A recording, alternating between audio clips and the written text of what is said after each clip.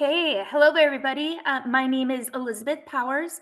I am serving as one of the co-leads for the IARPIC Terrestrial Ecosystems Community of Practice with Liz Hoy, Daryl Yang, and Caitlin Hanna. For those of you who are new to IARPIC, the main purpose of IARPIC is to facilitate coordination and collaboration across many entities to advance research in the Arctic. IARPIC hosts quite a few different communities of practice that focus on advancing research on specific themes. Our community of practice focuses on terrestrial ecosystems and their interactions. We host a monthly webinar series that give ecologists an opportunity to share their research and learn about what others are working on. Our group is also working on planning an Arctic terrestrial systems interactions workshop in 2025. Today's webinar will focus on research that addresses how environmental change may impact the abundance and availability of subsistence berry species. We have two speakers today. Our first speaker is Rachel Loehman. She's a research landscape ecologist for the US Geological Survey Alaska Science Center. Her research focuses on the impacts of disturbances such as climate change, wildfire, insect outbreaks, erosion, sedimentation, invasive species on landscapes, communities, and natural resources. She will provide an overview of her work to understand landscape change in Alaska's Yukon-Kuskokwim Delta and the implications for natural and human communities. Our second speaker is Katie Spellman. She is a research associate professor in the International Arctic Research Center at the University of Alaska Fairbanks. She's an expert in Alaska's wild berries, invasive plants, community and public engagement in science, and climate change education. She will present her work on Alaska's berry future, what is happening in a changing climate, and what we can do about it. So those are our two speakers for today. So we'll first start off with Rachel Loehman. I'll turn it over to you. Thank you, Elizabeth. Can you all hear me okay? Yes. Okay, Yes. great. Thank you. And thanks for the invitation to talk today. I just spent all week at a conference on wildfire in the southwestern US. So this is a nice but large change in geography and ecology. And I'm really happy to be able to talk about some of the work that I and others, some of whom are on this call, have been doing in Western Alaska in the Yukon-Kuskokwim Delta.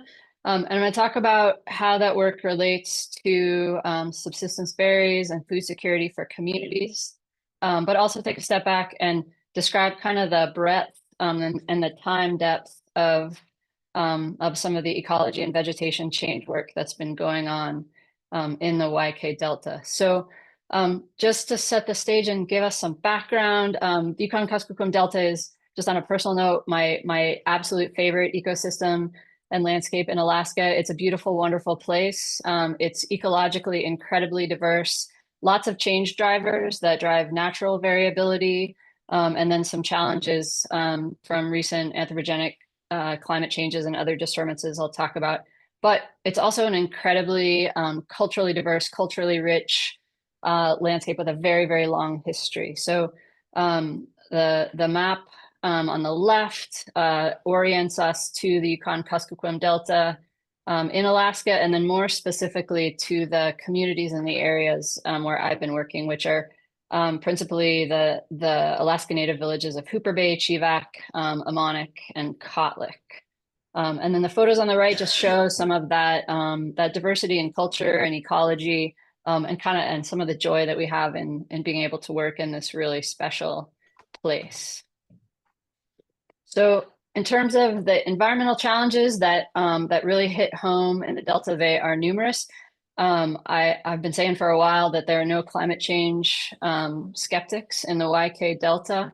In all the time that I've been there, there's never been any doubt amongst the people I've worked with that the changes, the environmental, ecological, and climate changes that are manifested on the YK Delta are absolutely unequivocal. So we see warming temperatures, especially in winter and spring, huge changes in rainfall, the timing of snowpack, the amount of snowpack, the timing of snow on-off dates, decreased sea ice extent in the ocean and the Bering Sea, which means that we get these enormous storm surges that can push many kilometers inland and cause big changes in vegetation. Then we see big shifts in the dynamics of land versus river systems. So where land and river transition into one another. It has always been a dynamic landscape in the YK Delta. We have new rates of erosion, permafrost thaw, shifting distributions of plants and animals, and then other disturbances like wildfires and, of course, human activities themselves. If you fly over the Delta, you can see lots and lots of trails and roads that have stretched across the Delta and been important transportation corridors for a long time. But now, because permafrost is changing so rapidly and is so vulnerable, those paths can trigger other changes. So some of those I'm showing in these photos for you.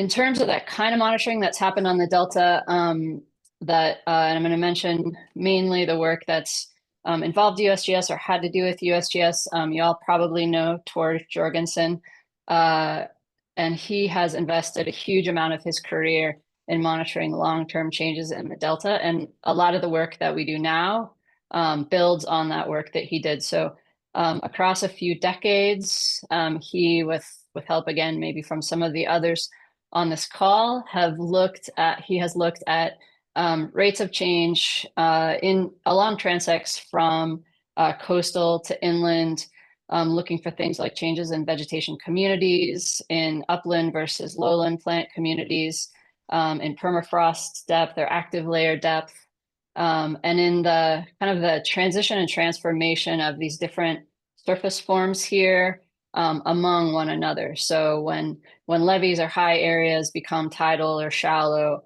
when permafrost degrades or it grades. And so that's given us some important insights into the sort of the recent vulnerabilities, but also the long history of dynamism in the Delta. So this is a landscape that changes all the time, but the types of changes that we're seeing seem to be unprecedented in the records that we have. So all of that work led a group of us to try to get more than an ecological picture, but really a sort of a cultural ecological picture of how these ecological changes in the Delta affect subsistence and human communities, and particularly through the lens of berry plants. So berry plants grow on these permafrost plateaus, the areas that are elevated a little bit and safe from those storm surges. But of course, if we have increased storm surges and permafrost subsidence, we get a vulnerability of those upland areas. They transform or can transform, which decreases the abundance and maybe the survival of berry plants themselves.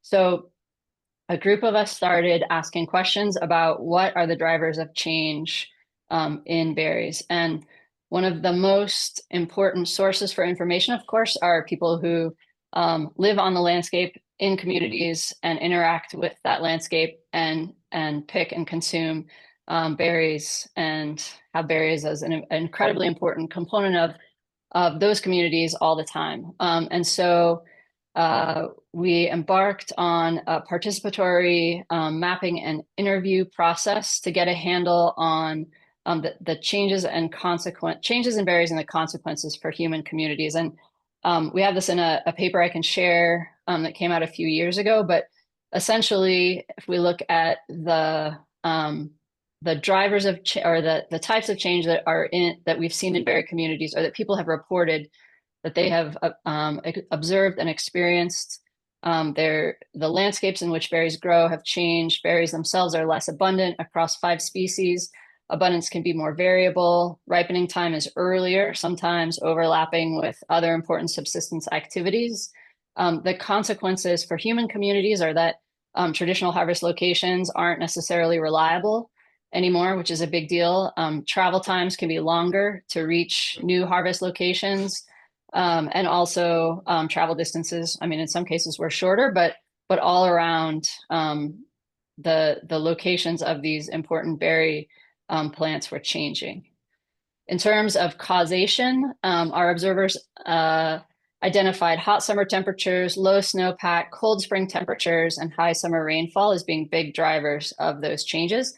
And in fact, when we look at climate model data, we see, so that's the panels on the right, we see a really substantial, unequivocal, unarguable warming trend, particularly in winter. So that's the upper panel. And then also a big decrease in the amount of precipitation that falls as snow. And so that's observed and then modeled into future time periods. And you can probably see that the trend is becoming more severe and worse in terms of departure from the historical baseline conditions. So that sort of motivated us to try to think about how we might monitor long-term change across all of the ecological dimensions that affect berry plants and the ecosystems of the White Delta. And so we established in 2 locations near the villages of Chivak and Kotlik, we established what we called wild sites, which are water, ice, and landscape dynamics. So kind of modeled after NEON, but without the funding or the participation in the NEON program. We wanted to take advantage of the idea that you could co-monitor with a lot of detail many of the ecosystem components in a single place that would then reflect on and give us information about a whole range of processes. So these wild sites have each a weather station that transmits data via satellite in real time at 30-second intervals to a website. Those data are processed and then made available to these communities in real time. We do vegetation monitoring and transects. We do active layer depth monitoring. We do specialized vegetation monitoring that focuses specifically on berry plants and the abundance of berries. Where possible, we use local observers and experts, particularly through the EPA IGAP program, to provide some on-site monitoring when we can't be there. And the aim was to establish these sites to provide as much baseline information and kind of raw data to attract a whole range of researchers to address all of the complex questions that we could with this type of installation. So these have been in place since 2018.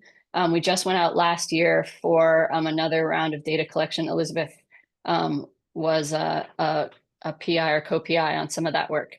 So when we look at what affects, as we understand it, and I know this looks like a straight out 1980s chart. I should have had the little guy with the like scratching his head. We don't, maybe anyway.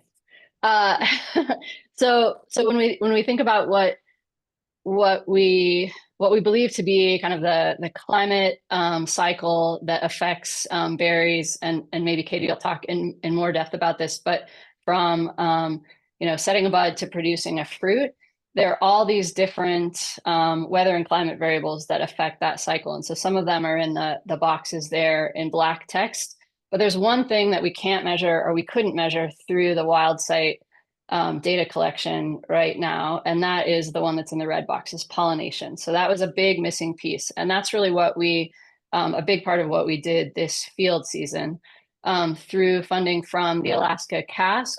We started a pilot project at Chivak and Kotlik, working with the co-PIs that you can see there listed. So Elizabeth, Matt Carlson, at UAA, Jamie Trennell, was there and now is in Oregon, and then Mark Davis, who's an eDNA wildlife biologist at University of Illinois at Champaign-Urbana, to use a couple different methods to collect information, baseline information about the pollinator communities that might be this critical step in the berry development cycle and therefore berry production. And so there are no DNA libraries. There's no DNA barcoding for the insect communities that are on the Delta right now. And so that was really our first step. So before we can attribute eDNA signatures on flowers to particular insects, we have to collect those insects and collect eDNA from flowers at the same time, make that library, and then going forward, we should be able to just collect the flowers, process the eDNA, and then know which insects are there as our pollinators. So this summer we went out, we established vegetation transects, did the same remeasurement, active layer depth, vegetation, berry abundance that I described before, but we had an additional set of of insect or pollinator capture plots where we had several different netting periods per day.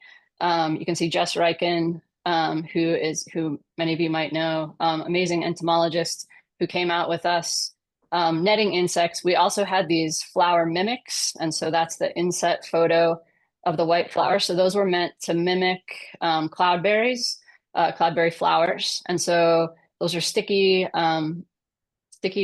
fake flowers, and insects landed on them, and so we were able to collect those too. So those provide another source for making that library. And then we collected cloudberry flowers themselves, both male and female, and then sent them off to Mark to do the eDNA work. The picture in the middle is some of Jess's great work done in the field, for the most part, in building this insect collection for the library.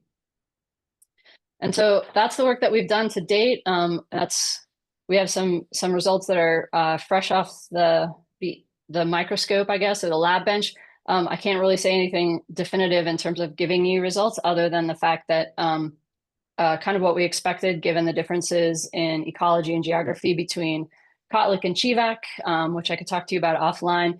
We have differences in diversity of insects as pollinators and the types of insects that are visiting these flowers, depending on which landscape we're in. But we don't really have any results. We haven't built the library. We can't say anything more right now. And I think we're going to save discussion for the end, but I just wanted to pose this question now to be thinking about, which is really the main question that I think about, just related to my work right now, which is this what now? So we've been able to build this program of monitoring with some funding that we really appreciate. That's sort of on a shoestring and incrementing and building, but that funding is gone. And so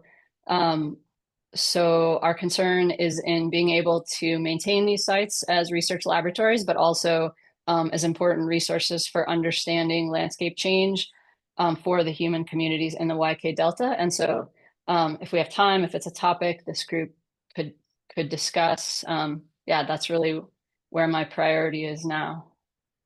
And that's all I have. Thank you. Thank you, Rachel. It was a really nice presentation. We will save questions until the end, so we'll turn it over to Katie to give her presentation.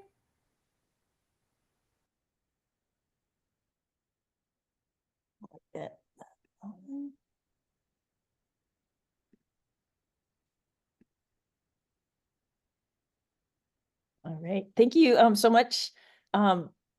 Yeah, Rachel, I have some of the very similar figures in my talk here, so we will complement each other. Mine was done by a grad student though, and it's like up to the 2000s at least, instead of the 1980s figure. So we have been working on, well, me personally, I've been doing research on berries for the past 15 years, and Krista Mulder was actually my PhD advisor and still beloved collaborator today. And she has been working for 7 or 8 more years than me on berry work. And then Melinda Chase is our other key collaborator in this project. She is the tribal liaison for the Alaska Climate Adaptation Science Center, where some of you are working.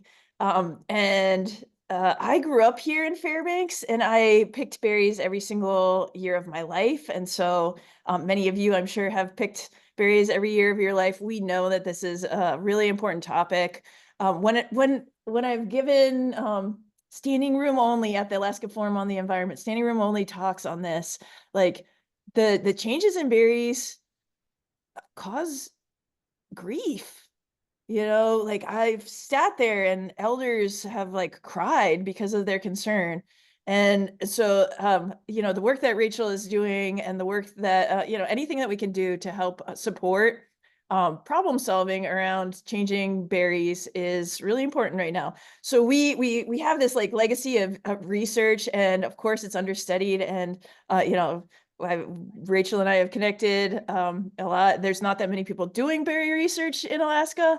And the motivation for our Alaska Berries Future project was to take compile all of the work that we've done, and all those like back drawers where there might be berry information or, you know, community knowledge and community perspectives, compile what we know and produce like state of the knowledge reports, but then also think of what we can do next to support adaptation to changes in berries.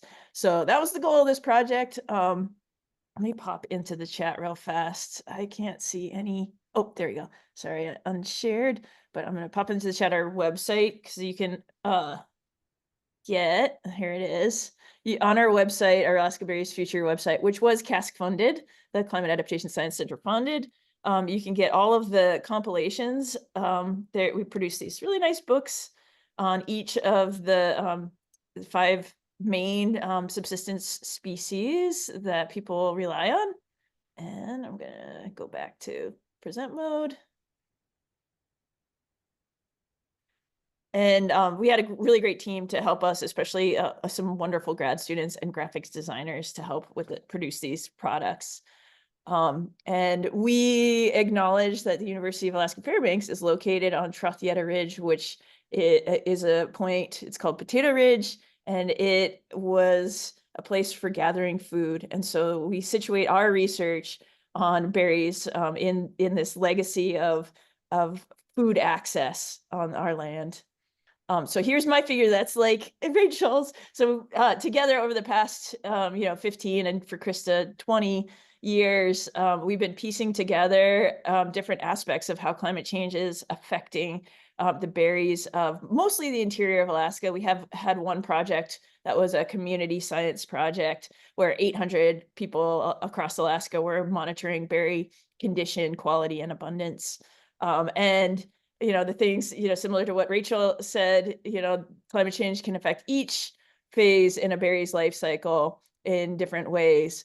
And from the conditions, we know that berries in the Arctic are setting their buds 1 to 2 years in advance. And so the conditions is not as easy as like, oh, it was a bad snow year, so we're not going to have as good of berries. The environmental conditions multiple years ahead of this year's berry season can strongly influence what happens to our berry picking yield in any one year. So it's as the ecologists love to say, it's more complicated than it seems, right? So we started this project of figuring out like what are the concerns and what are things that we can actually do about it. We started this by reviewing the climate adaptation plans that were published at the time. At the time, there was 29 plans out that were either at local or regional scales. And thanks to Alaska Native Tribal Health Consortium, they had led a lot of these. And berries were a widely expressed concern for changes. And the concerns matched up really well with the concerns that Rachel and her team had documented in those 4 communities that they worked with, concerns about changes in abundance, concerns about timing and precipitation, concerns about habitat change, permafrost loss, shrubification, and then timing to harvest. One that I was really interested in too, because I do a lot of youth engaged science, was concerns, and this wasn't commonly cited, but concerns that youth weren't going to know how to preserve for times of uncertainty in the future. So like canning skills and drying skills, and but how do you put berries up to save for years of thin harvest? So that was also a really interesting one I just wanted to highlight. We then conducted community listening sessions. We held a series of broad scale listening sessions. You can see our attendance. We had 132 folks as a part of these listening sessions. We advertised broadly through the EPA IGAP network. You can see we have some missing regions of Alaska, but the YK region and interior and South Central were well represented here. And out of the concerns in these listening sessions, we structured them to be like, what are you worried about with berries? And then what are some areas that you think we need more information on? And then finally, what is your community already doing or could do to build resilience to changes in berries in the future? And so it's on the concerns, people, again, very similar to what Rachel noted in her studies, variability, abundance, quality, and timing were biggies, and they're hard because it requires sustained monitoring, which is rare in Alaska beyond the neon sites and what Rachel is doing. Though we have been working, UAF has been working to support communities that are trying to establish long-term berry monitoring programs. The other things that are research gaps were insect diseases on the berries, worms, like complete worm infestations. And those are things that when you go to ANTHC's Leo network, like these are things that are commonly posted about, like insects, insect herbivores, invasive plants, permafrost change, and pollinators, which is why I'm so excited to see that all the eDNA pollinator work, Rachel. That's so cool. That is so cool. Shrubification was another key concern, which was related to access and distance travel, required to travel, similar to what Rachel was finding. And then just accessibility and food security were key concerns. So we tried to summarize these concerns and used the concerns expressed both in the adaptation plans and in our listening sessions to organize compilations of research that could help future planning efforts as communities were writing, more communities were beyond those 29 that we had already reviewed. We noticed that in the climate adaptation plans, only 2 papers from the scientific literature were cited, right? So like one was Jerry Hupp's USGS paper on how's your berries, right? And that it was surveys. It was surveys of mostly IGAP coordinators from across Alaska. And that was cited in the adaptation plans. The other one was a paper I had written, but it was because my friend in Metlakatla wrote the climate adaptation plan for Metlakatla. So like, it's like personal connection. So those were the only 2 papers that we saw cited in the adaptation plans. We're like, dang, a scientists are not doing a good job of communicating the vegetation research in Alaska, and it's not translating to what people are using to like make their plan for the future. So the hope for these booklets is that they're super easy to read, written in regular old language, very picture rich, so that you can, see the main changes in the life cycle of each of these berries and get ideas of what strategies you might use in your community. So I'm going to give an example of one phase of the life cycle. Our normal talks on this like last an hour. So I'll give an example, just a teaser here. So we know, like Rachel found in her interviews with community members, that snow has a pretty big impact on the success of the berries, the timing of the berries in any one given year. And you ask any grandmother, ask my grandmother, and she's going to tell you the same thing, that snow has a big impact on berry harvest. And we, in our own monitoring, Krista and I have found the same thing, that the date of flowering shifts, the second the snow melts, that's the starting gun for the timing of berry phenology. Cloudberry, this is the book that we started with. Cloudberry, they've got buried buds underneath the snowpack, and not only the winter temperature, but the summer temperature influences the growth of cloudberry. And these pictures are gorgeous. The artist we worked with, oh my gosh. Once in the summertime, the temperature hits 64 degrees Fahrenheit, cloudberry is under photosynthetic stress. And so as we reviewed the scientific literature available, we were able to assess the risk for different regions of Alaska. We used the SNAP, the Scenarios Network for Alaska Planning models, to be able to assess the risk under the projected scenarios of climate change. And those of you who live in the interior, I'm thinking like, Matt McAnder, you're not going to probably tell me where your cloudberry patch is, because it's more rare than it's ever been in the interior. And it's because in a large degree, because our summer temperatures are reaching that threshold far more than they have in the past. And so we can use that to help us project where the risk is in the future. For low-bush cranberry, there also is a temperature threshold, and that snowpack is going to affect the protection of those buds. And for low-bush cranberry, we can see we did the same process. Low-bush cranberry, the perfect degree range is a little bit, it's 59 to 68. And so you can see low-bush cranberry, there's some perfect temperature zones and some risky areas in the future under our reduced emissions scenario. So in the do nothing scenario looks much worse. When we were doing our listening sessions and people were offering examples of things that they were actively doing to reduce the stress, the temperature stress on berries, a few actions emerged. You know, one idea was snow fencing. Another idea, and this idea was Wilson Justin. He's a well-renowned elder from the Atna region, and he was called me up for a phone call and was like, you know, what if we started shading berries? You know, we could have small patches close to our community where you actively reduce the temperature stress. So snow addition, we know that could help, and shading could help.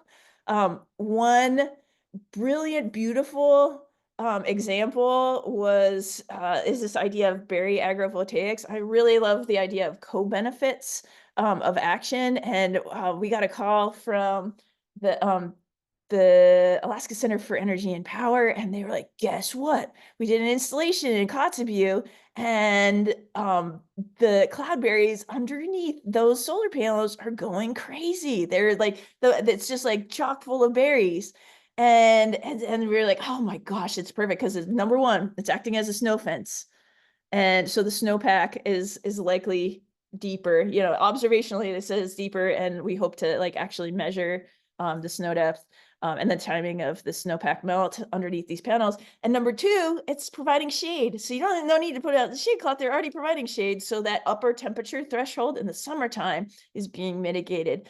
So like, oh my gosh, win-win. You got energy security for your community through solar installations. And number two is like creating the conditions for berry food security. So I love that. And as we started digging around, we're like, oh my gosh, this is so cool. And it turns out that the University of Maine has already been looking at this. And so that there's a picture of their blueberry agrovoltaics in Maine. And other actions that people were offering to help support temperature and timing stress is planting other cultivars, maybe native or non-native cultivars, things like Saskatoon berry, which is, you know, native in some parts of Alaska, but usually not that abundant. And it's much more abundant in Yukon territory. So planting things like Saskatoon, planting things like other sorts of berries. This is honeyberry. The Georgeson Botanical Garden has a long history of experimenting with different fruit crops. And this Glenna Gannon right there in the picture, and she was like, man, we can pick like 20 gallons from this very small patch in the botanical garden, 20 gallons of honeyberries. So like that's an important substitution. And those plants have different flowering timings, so different potential for you know, in the event of a pollinator mismatch, there could be a, you know, you provide yourself resilience by diversity in flowering timings. One of my students is now working on that, looking at pollinators in berries with different flowering timings that might co-occur in agricultural settings. And then the pollination story, which Rachel's already covered really well, but you know, we require buzz pollination in a lot of our species. Vaccinium species they require buzz pollination, and you know, outcrossing improves their fruit set, and so pollinators are a big deal. Cloudberry, even bigger deal, as Rachel mentioned. Their flowers have two sexes, and so if there's in the event of a pollinator mismatch, in terms of timing, phenological mismatch, the cloudberry is gonna definitely suffer. They cannot self-pollinate. Blueberry and cranberry both can self-pollinate, though they prefer buzz pollination. So cloudberry, you might and things that people were coming up with as actions to support pollination were introduction of honeybees, which, you know, is a a cool thought. I don't know out in Chivac, Rachel, if you want to be shipping honeybees to Chivac, but yeah, could be a solution. We know Pat Holloway, she has a long history of berry work at UAF.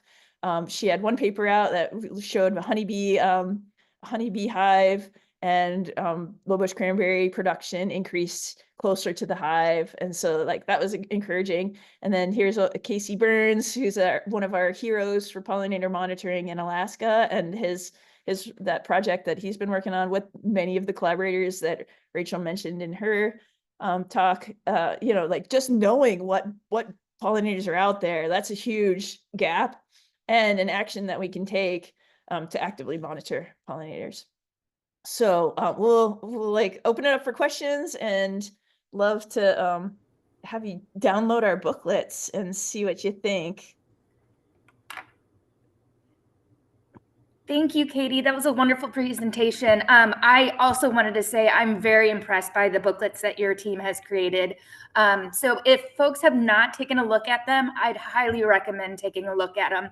I would love to see more outreach materials being developed on, other types of work. I think it's a great way to communicate the work that others are doing. Rachel and I are working on developing a circular similar, but the focus will be on the role of plant pollinators. So that'll be coming out probably within the next 6 months or so. So why don't we go ahead and open up to questions for either Rachel or Katie? And I'll look at the chat. I see one coming in. Snow versus icing effects, plants, variety changes.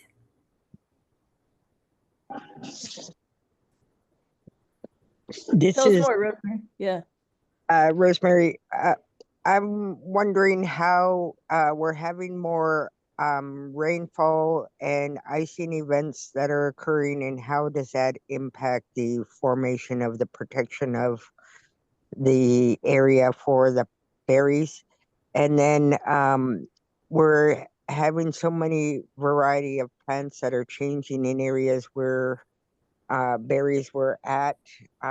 Some things like increase grass, long grass formations, really changing what used to be in these different areas, or the way that the willows grow in height, affecting the way that the plants engage in that area. Yeah. Competition from shrubs was a really, really big concern and commonly expressed. And in one, the Hoona Tribal Council has been doing some cool stuff. Rosemary, in the listening sessions, they shared that they've been actively reducing canopy cover, including like shrub cover, to keep their berry patches maintained close to their village. And so like that was also like a super cool idea to like actively manage canopy cover. And I know that that's a traditional practice in many places too. And then snow versus icing effects. In some of the places where we were doing our community science project, like at Sitka and St. Paul Island, in some of the years that they were monitoring berries for that project, they had icing events, and it completely destroyed all the buds. So like, Rachel, I don't know if you want to. No, just exactly what you said on the ice versus snow. I mean, ice has all the kind of the impactful properties that you wouldn't want, and none of the benefits of that nice snowpack in terms of insulation and protecting berries from like wind scour or wind drying. Ice doesn't do that, so it's not great. We saw a big topography effect on our berry abundance and our long-term vegetation monitoring, which is just that in the areas that accumulate snow in windy areas, even if the overall snowpack is lower, we can get an accumulation that's a little bit protective in some areas. So just on a very fine scale, those could be areas to look for, areas to protect as kind of berry refugia, just because they can accumulate snow even if the snowpack year is low. So I just throw that in as a kind of an adaptation option, is just figuring out where, even if it's not possible to do like manipulation on the landscape, where we could take advantage of some natural features that are providing those buffers. The rapidity of change that we see in various areas of the state gives you an opportunity to consider various ways of considering protections. With our changes near my community and seeing the icing events, it did react with what we went out and harvested from the land. And so I was wondering how different areas were seeing it and what it did to the longer term. So the snow accumulation issue in our area is really important because of the other activities that are being done around snow accumulation. So that's a thought process that I'm having to think through. Thank you very much. Yeah.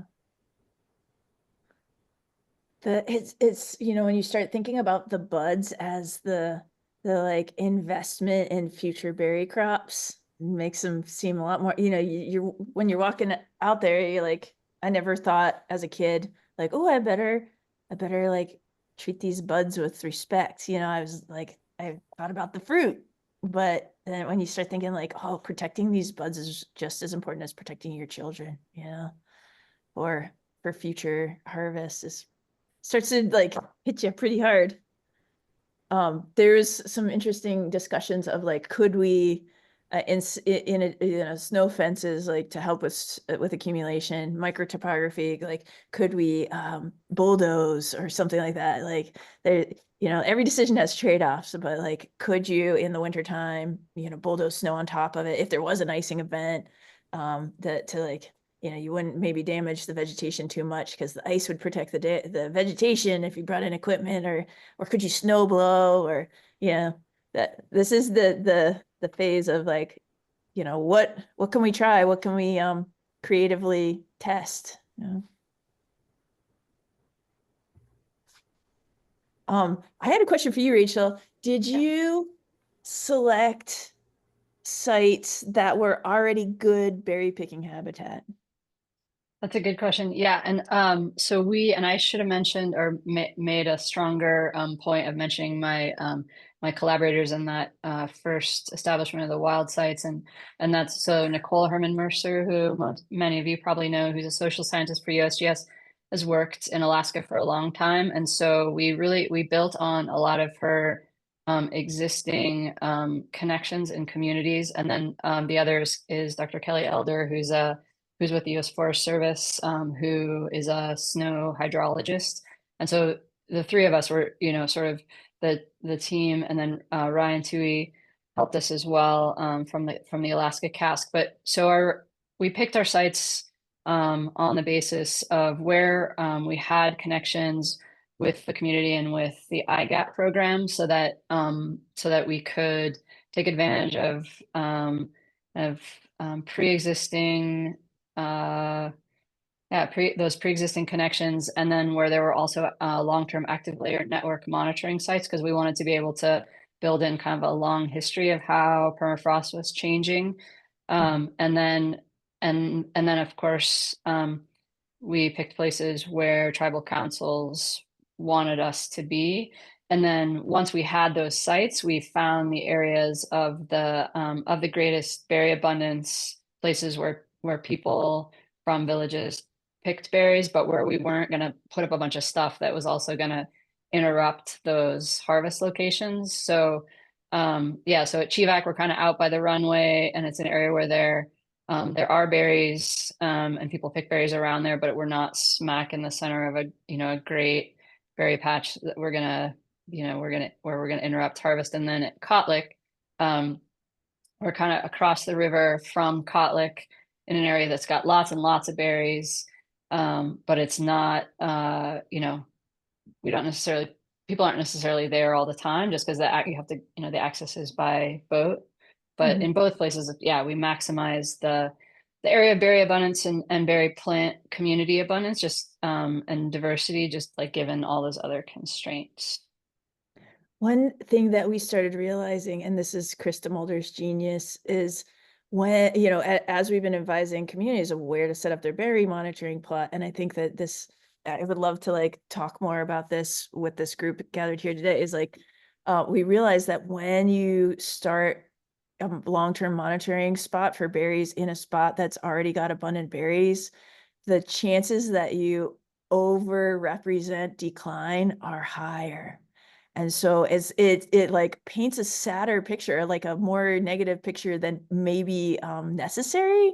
And so we started thinking like, you know, we might need more landscape scale monitoring design than plot scale, or like plot and site scale monitoring design. Because like, yeah, that spot across the river in Kotlik, even though it's like not the community's best berry picking plot, like the fact that it had abundant berries to begin with, just by chance, is a high probability of decline. And I think, you know, Rosemary's point about like grass coming back in areas, like just naturally through succession, you might see decline. So I don't know, like this group could be a nice think tank on how to set up the most honest representation of berries. And maybe it has to be a landscape scale thing. Yeah, I have thought about like trying to minimize the effort it would take to collect berry data, because it's asking a lot of, you know, people who are already busy. I mean, if you're already engaged in subsistence berry harvest, right? Like then doing a berry monitoring plot with, I mean, we had protocols and they're pretty detailed, and it was like counting, measuring, weighing, you know, and a little hand scan. I mean, it's a lot of effort. And so I've been trying to figure out whether, given how, you know, the high resolution of even a little camera, whether trying to pick a kind of like a network of photo points, you know, and having those serve, and, you know, there's great software for processing digital imagery to try to extract features. So whether, and I have not tried this, but if it would be possible to establish a network with this kind of less intensive data collection, which would be in the digital photos and these repeat photo points. So we'd have that kind of landscape scale, you know, what does the background, what does the foreground look like? And then, you know, if we could extract information on, you know, berry abundance and track through the phenology cycle, I don't know, something like that. Yeah, because we take this really, like, you know, we drill down through a lot of ecological data layers at 2 places on it in a giant landscape. And then if you start doing what you said, and we look even within one of those places and ask whether we've even captured the heterogeneity of, you know, the landscape around Chivak or Kotlik, like no way, you know, but it's all we can do to do that. Yeah. Daryl, I know you like have worked a lot on like the multi-scale monitoring. So like maybe you have some ideas on how we get, you know, how could you match up that species level and well, I was thinking while you were giving the presentation, that was really interesting talk. I was shocked to say snow can drive up to 20-30 days shift in berry phenology. That's a dramatic shift, and could definitely affect a lot of stuff. Yeah, I was thinking, you know, Rachel has pointed this out. Maybe there's a way to combine camera and drone monitoring and set up like some fixed camera stations that you can have long-term observation of phenology and landscape changes of berry distribution, and combine with like annual drone flies working with local communities. And maybe I have been thinking about this for a while. Maybe we can buy drones for local communities that they can take the drone, go outside, fly, and we can do some drone imagery analysis, and just analyze the distribution of berry species and across different landscapes and scales, and combine with camera to understand phenological changes and spatial changes. okay, that sounds like an important piece. Let's do it. Yeah, let's do it.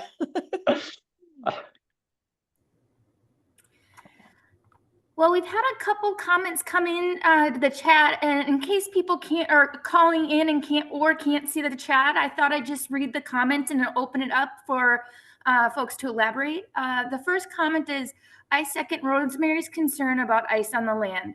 In my years into Fornax, southwest coast between Yukon and Kuskokwim mouths, we had rain that melted snow to create an ice layer on the tundra. So it looks like it's something that community members are experiencing. And then the second question, we now have severe raining events that, with sudden erosion. So that must be another concern by community members. Then Rosemary also said, can we make recommendations to protect berries when we have weather events affecting insect diversity? Snow in July lasting over a week and not much mosquitoes, flies, and bees. Oof. What do you, I'm curious, Rosemary, what do you think? Are there any ideas that you have for that? Like that's a huge problem. That's going to affect pollinator flight times and conditions. Yeah.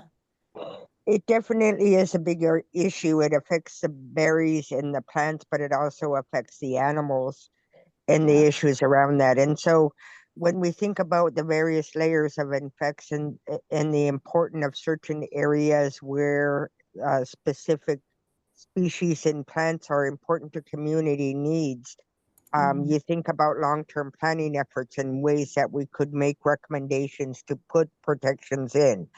I think that it's well known in various regions in the state that we've had adverse events that have affected different things, like the insect production and having hardly any mosquitoes for us up here, and different things like that we add into our knowledge. But if we have some heavy land use activities in these berry areas, could we put recommendations into the land use planning process to allow us to consider these types of protections? When we were so isolated and activities were contingent upon our community in the nearby communities, there was a lot more sharing of things. But now activities come from so many different places. But land use planning efforts are being created in documents. So trying to figure out layers of ways to consider. It really worries me that we have snow and ice harvesting occurring, and these are detrimental effects that could affect the accumulation of the berries. And yet we've expressed similar concerns, and yet we have no way to react to these issues. Yeah.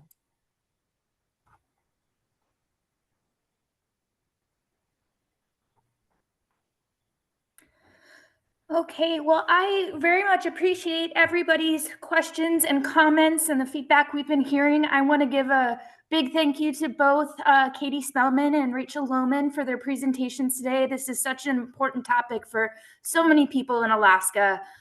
So really appreciate your insights and appreciate the comments and questions from everybody. So we are at the top of the hour, so we should wrap up here. Please watch out for our next webinar series. I believe we will be taking a break in December over the holidays. A lot of people are traveling and busy, so I believe we'll be resuming in January.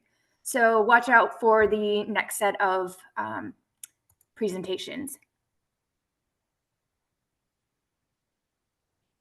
Thank you all. And there's links in the chat if anyone wants to grab them before they go about where the recording for today will be posted. Yeah, and please feel free, if you know people that may be interested in this webinar, feel free to share it out with others once the link, the recording is sent out. All right, bye-bye. Thank you, Rachel.